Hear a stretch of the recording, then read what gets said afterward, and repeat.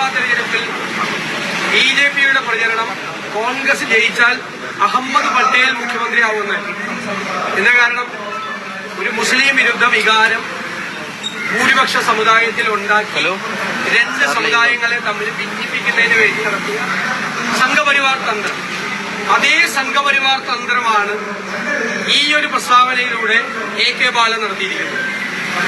CPM-ന്റെ നേതൃത്വത്തിന്റെ അറിവോടുകൂടിയാണ് AK ബാലൻ ഈ പ്രസ്താവന നടത്തിയിരിക്കുന്നത്.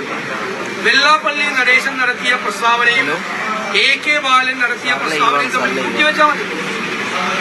അപ്പോ വെള്ളാപ്പള്ളി നടത്തിയ പ്രസ്താവനയെ എതിർത്ത CPI നേതാവ് ബിനോയ് വിശ്വം AK ബാലൻ നടത്തിയ ഈ വർഗീയ പ്രസ്താവനയെ പിന്തുണയ്ക്കുന്നുണ്ടോ?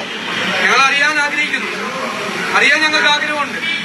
എന്താ അതിനെ എതിർത്തതിന്റെ പേരിൽ ബിനോയ് വിശ്വം ഇതിനെക്കുറിച്ച് വളരെ മോശമായ പ്രതികരണം CPM നേതാക്കന്മാർ നടത്തിയാണ്. അദ്ദേഹം ഉത്തരം താങ്ങുന്ന പല്ലിയായി മാറി എന്നാണ് ബിനോയ് വിശ്വത്തിനെതിരായി നടത്തുന്ന പ്രചരണം. ഇടതുമുന്നണി ശിഥിലീകരിക്കപ്പെടുകയാണ്. അതിനിടയിലാണ് BJP-യും സംഘപരിവാറും നടത്തുന്ന സമാനമായ വർഗീയ ക്യാമ്പയിൻ CPM ഏറ്റെടുത്തിരിക്കുന്നത്. അതിന്റെ ഭാഗമായിട്ടാണ് ഇവരെല്ലാവരും ഒരേ രീതിയിൽ സംസാരിക്കുക.